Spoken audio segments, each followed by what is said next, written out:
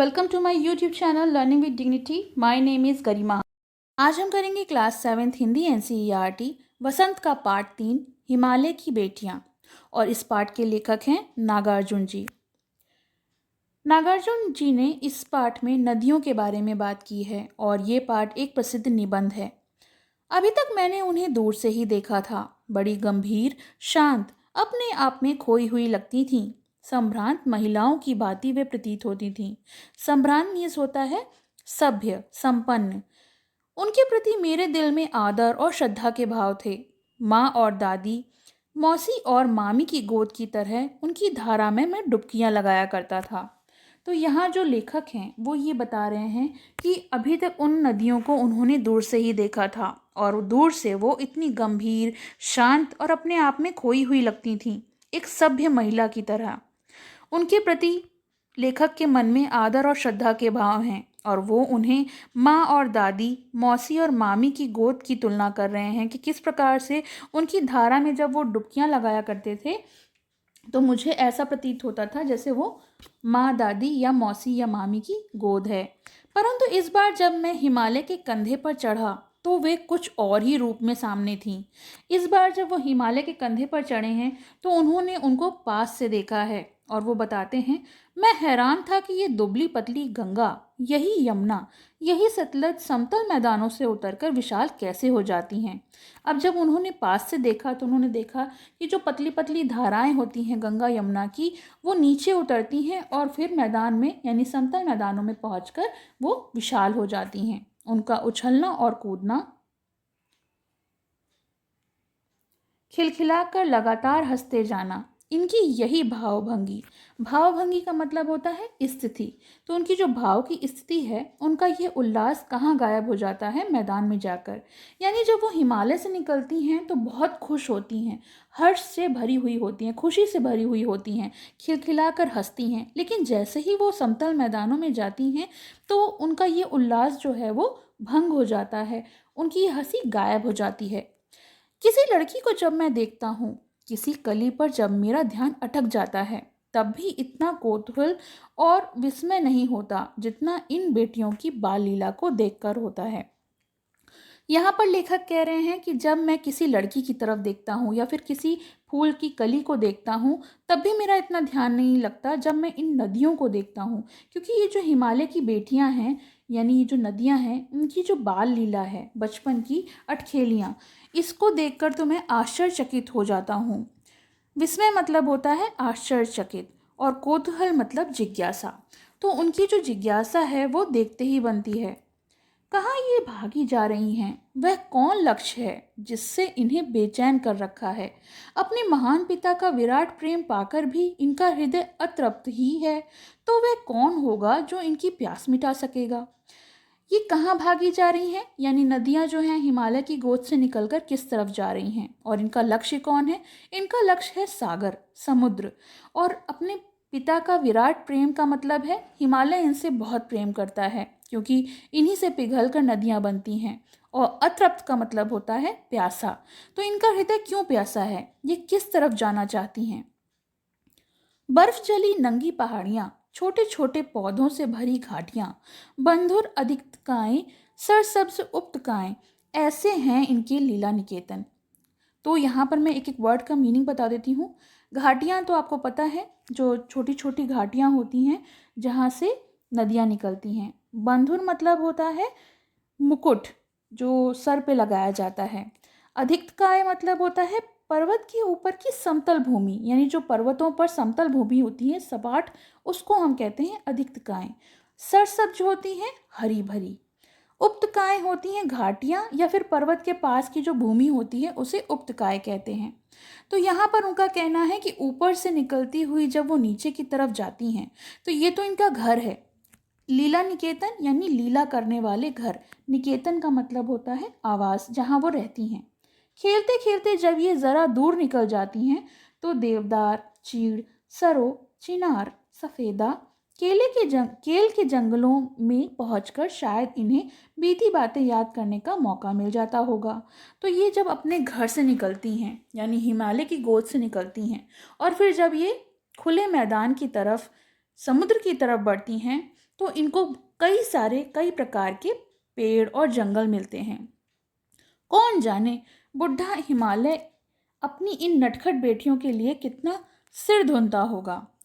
यहाँ पर हिमालय को बूढ़ा इसलिए कहा गया है क्योंकि जो दो नदी हैं, जो महानद हैं, सिंधु और ब्रह्मपुत्र, ये दो ऐसे नाम हैं जिनके सुनते ही रावी, सतलुज, व्यास, चनाब, झेलम, काबुल, कपिशा, गंगा, यमुना, सरयू, गंडक, कोसी आदि हिमालय की छोटी बड़ी सभी बेटियां आंखों के सामने नाचने लगती हैं। यानी ये सारी नदियां जो हैं, ये इन्हीं नदियों से छोटी छोटी नदियां निकलती हैं और जाके समुद्र में मिल जाती हैं। वास्तव में सिंधु और ब्रह्मपुत्र स्वयं कुछ नहीं हैं, यानी ये छोटी छोटी नदियों से ही मिलकर बनी हैं। दयालु हिमालय के पिघले हुए दिल की एक एक बूंद ना जाने कब से इकट्ठा होकर इन दो महानदों के रूप में समुद्र की ओर प्रवाहित होती है। यानी जब हिमालय पिघलता है तो उसकी जो बूंदें होती हैं वो इन महानदों के रूप में समुद्र में जाकर मिल जाती हैं। कितना सौभाग्यशाली है वह समुद्र जिसे पर्वतराज हिमालय की इन दोनों बेटियों का हाथ पकड़ने का श्रेय मिला है। यानी ये दोनों महानद जो हैं जाके समुद्र में मिल जाती हैं, इसी कारण समुद्र को भाग्यशाली कहा गया है। जिन्होंने मैदानों में ही इन नदियों को देखा होगा उनके ख्याल में शायद ही यह बात आ सके कि बूढ़े हिमालय की गोद में बच्चियों बनकर ये कैसे खेला करती हैं।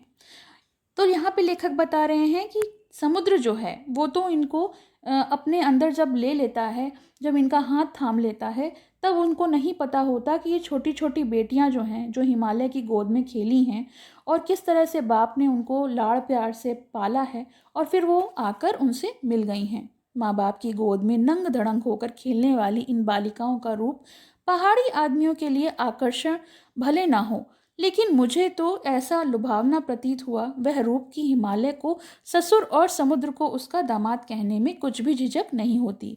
यानी यहाँ पर लेखक ने हिमालय को एक ससुर यानी बेटियों का पिता और समुद्र को बेटियों का पति के रूप में प्रदर्शित किया है। दामाद होते हैं जिनसे उनका विवाह हुआ है और ये सारी नदियाँ जो हैं जाकर समुद्र में मिल गई हैं। कालिदास के विरही यक्ष, विरही मतलब होता है जुदाई, जुदाई यानी अलग होना। यक्ष ने अपने मेघदूत से कहा था, वेत्रवती यानी वेतवा नदी को प्रेम का प्रतिदान देते जाना। तुम्हारी ये प्रेयसी, प्रेयसी यानी प्रेमिका, तुम्हें पाकर अवश्य ही प्रसन्न होगी। यह बात इन चंचल नदियों को देखकर मुझे अचानक ही याद आ गई और सोचा कि शायद उस महाकवि को भी नदियों का जो सचेतन रूपक पसंद था, क्योंकि इन्होंने इनको देखा था, इसी कारण उनके मन में भी ये ख्याल आया था। दरअसल जो भी कोई नदियों को पहाड़ी घाटियों और समतल आंगनों के मैदानों से जुदा जुदा शक्लों में देखेगा वह इसी नतीजे पर पहुंचेगा। यानी ये जब घाटियों से देखा जाए तो अलग नज़र आती हैं और समतल आंगन या मैदानों से देखा जाए तो उनकी शक्ल अलग नज़र आती है। काका कालेलकर ने नदियों को लोक माता कहा है, किंतु माता बनने से पहले यदि हम इन्हें बेटियों का रूप में देख लें तो फिर क्या हर्ज है, क्योंकि एक बेटी ही तो माँ बनती है और माँ के रूप में से पहले हमें इन्हें बेटियों के रूप में देखना आवश्यक है। और थोड़ा आगे चलिए, इन्हीं में अगर हम प्रेयसी की भावना करें तो कैसा रहेगा। प्रेयसी यानी प्रेमिका। ममता का एक और भी धागा है जिसे हम इनके साथ जोड़ सकते हैं, वह है बहन का रिश्ता। बहन का स्थान कितने कवियों ने इन नदियों को दिया है। एक दिन मेरी भी ऐसी ही भावना हुई थी। तिब्बत की बात है, मन उचट गया था, तबीयत ढीली थी, सतलज के किनारे जा बैठ गया। दोपहर का समय था, पैर लटका दिए पानी में, थोड़ी ही देर में उस प्रगतिशील जल का असर डाला, तन और मन ताज़ा हो गया और लगा मैं गुनगुनाने। तो ये जो गुनगुनाने की भावना है ये कैसे आई। ये जब जलते हुए पानी में, प्रगतिशील जल में जब लेखक ने अपने पैर लटका दिए तो उनकी मन जो उचट गया था, जो उनकी तबीयत खराब हो गई थी, वो अलग ही रूप ले लिया। मतलब उनको काफ़ी अच्छा लग रहा था, उनका तन मन ताज़ा हो गया था और उनके मन में ही कुछ ऐसे बोल प्रकट हुए जो थे, जय हो सतलज बहन तुम्हारी, लीला अचरज बहन तुम्हारी, हुआ मुदित मन हटा खुमारी, जाऊं मैं तुम पर बलिहारी। तुम बेटी ये बाप हिमालय, चिंतित पर चुपचाप हिमालय, प्रकृति नटी के चरित्र पट पर अनुपम अद्भुत छाप हिमालय। जय हो सतलज बहन तुम्हारी। तो यहाँ पर हिमालय को पिता कहा गया है और सतलज को उनकी बेटी। और अचरज का मतलब होता है आश्चर्य। तो उनकी लीला पर वो आश्चर्य कर रहे हैं और कह रहे हैं कि जो तुम्हारे अंदर नशा चढ़ा है, जो मन का हटा हुआ खुमारी है, मैं उस पर बलिहारी जाऊं। और जो तुम्हारे बाप हिमालय यानी जो आपके पिता हिमालय हैं, चिंतित हैं पर चुपचाप हैं। और इसी की जो अद्भुत छाप है वही है हिमालय। तो इस तरह से उन्होंने ये कुछ पंक्तियाँ अपने मन में जागृत की और हमको बताई। चलिए इसके शब्दार्थ और प्रश्नोत्तर देख लेते हैं। प्रश्न 1 लेख से। पहला प्रश्न है, नदियों को माँ मानने की परंपरा हमारे यहाँ काफ़ी पुरानी है, लेकिन लेखक नागार्जुन उन्हें और किन रूपों में देखते हैं? तो इसका उत्तर है, भारतीय संस्कृति में नदियों को माँ मानने की परंपरा रही है, लेकिन लेखक इन नदियों को विभिन्न रूपों में देखता है। जैसे उन्हें बेटी, प्रेयसी और बहन के रूप में देखता है। इनके साथ ममता का धागा है जिन्हें हम जोड़ सकते हैं। प्रश्न 2 सिंधु और ब्रह्मपुत्र की क्या विशेषताएं बताई गई हैं?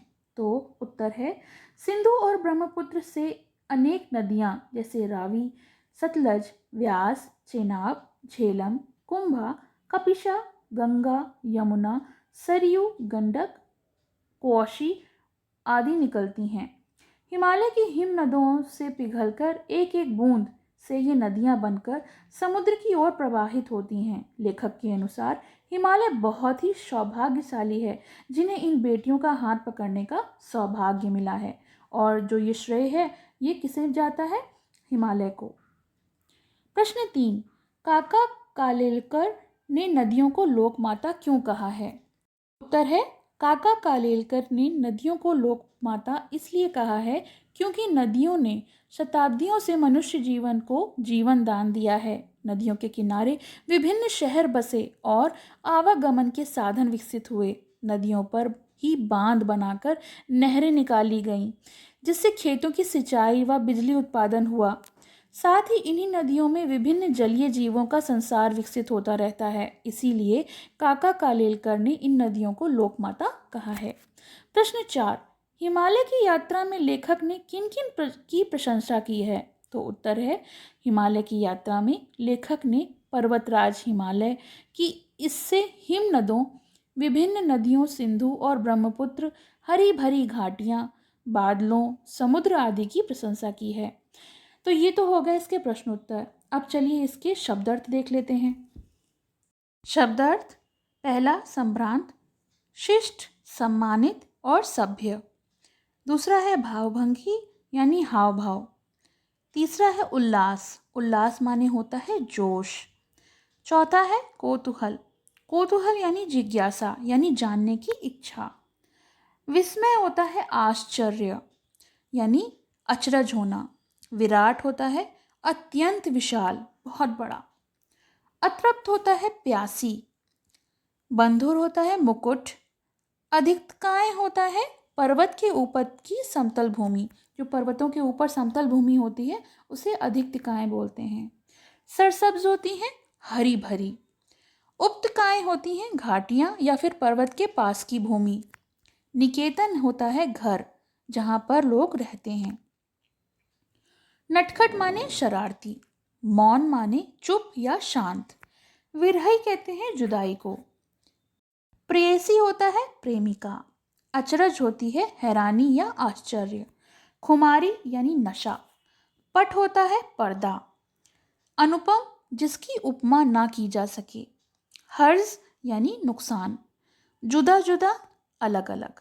तो ये तो हो गया इसके शब्दार्थ और प्रश्नोत्तर। आपको कैसे लगे कमेंट सेक्शन में ज़रूर मेंशन करिएगा और पसंद आए तो लाइक का बटन दबाइएगा। और अगर अभी तक मेरे चैनल को आपने सब्सक्राइब नहीं किया है तो प्लीज़ सब्सक्राइब माय चैनल, जिससे आपको न्यू अपडेट्स मिलते रहें।